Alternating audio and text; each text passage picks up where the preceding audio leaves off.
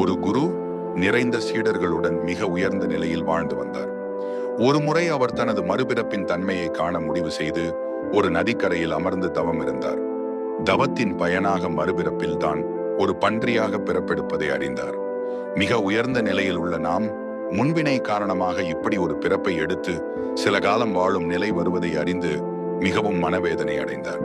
தனது சீடர்களில் பிரியமானவனை அழைத்து தன் நிலையை சொல்லி அவன் கையில் ஒரு வாளை கொடுத்து, இப்போதே புறப்படு. இன்னும் 5 வருடங்களில் இந்த ஊரில் நான் பன்றியாக பிறந்திருப்பேன். பன்றியுருவத்தின் நெற்றியில் என் உருவம் உனக்கு மட்டும் தெரியும். கண்டவுடன் என்னை வெட்டிவிடு என்று மிக உருக்கமாக அவனிடம் கேட்டுக்கொண்டார். அதனை கேட்ட சீடனும் சரி என்று சொல்லி புறப்பட்டு சென்றான். கால்நடையாக சுற்றி அலைந்து குருநாதர் சொன்ன ஊரை வந்து சேர்ந்தான்.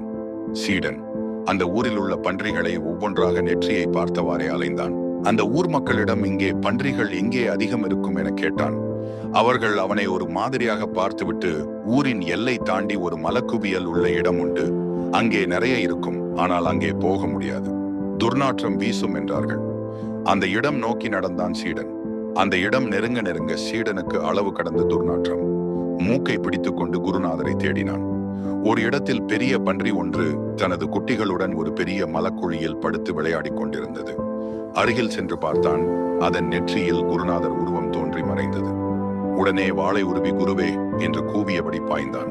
சடார் என்று திரும்பிய அந்த பன்றி ஒரு நொடியில் அவன் கையை எட்டி பிடித்து, சீடா, இந்த வாழ்வில் நான் ஆனந்தமாக உள்ளேன், கெடுத்து விடாதே என்று கெஞ்சியது. பதறி நின்றான் சீடன். இந்த கதையின் தத்துவம், எந்த நிலை பிறப்பானாலும் அந்த நிலைக்கு அதன் செயல்கள் சிறப்பே, உயர்வே. அதாவது மனிதனாக இருந்தபோது கேவலமாக தெரிந்த பன்றியின் பிறப்பு பன்றியாக உள்ளபோது சொர்க்கமாக தெரிகிறது.